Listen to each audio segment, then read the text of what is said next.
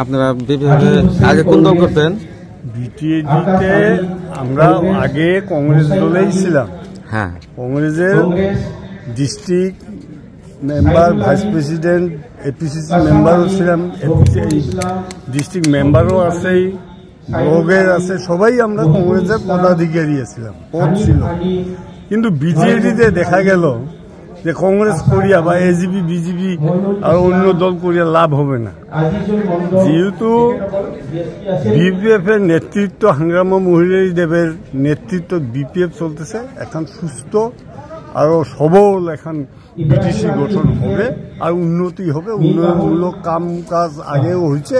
আর আগন্তুক যাতে আমরা বিপিএফ দলের মুরব্বী হাঙ্গামা মহিলারী এই বিটিএডি শাসন দখল করিয়া যাতে চলাইতে পারে আর বিটিএডির উন্নতির করতে আমরা কাম।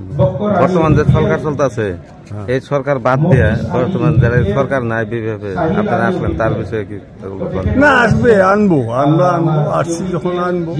সরকার না চললো, যে সরকার আছে সে বিটিসির বা বিটিএডির কোনো কামেই আজ পর্যন্ত কোনো করে নাই, উন্নয়নমূলক কাম করে নাই, বেকারত্ব দূর করে নাই, কোনো ডেভেলপমেন্ট কাম নাই।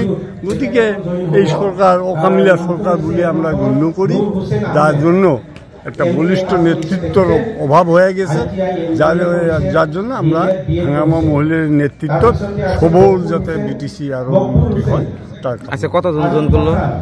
আজকে আমরা 20 জন কংগ্রেসের থেকে 20, 23, 24 আর অন্য দলের থেকে আরো আছে, আর অন্য দলে আছে 150-200 মতন হবে।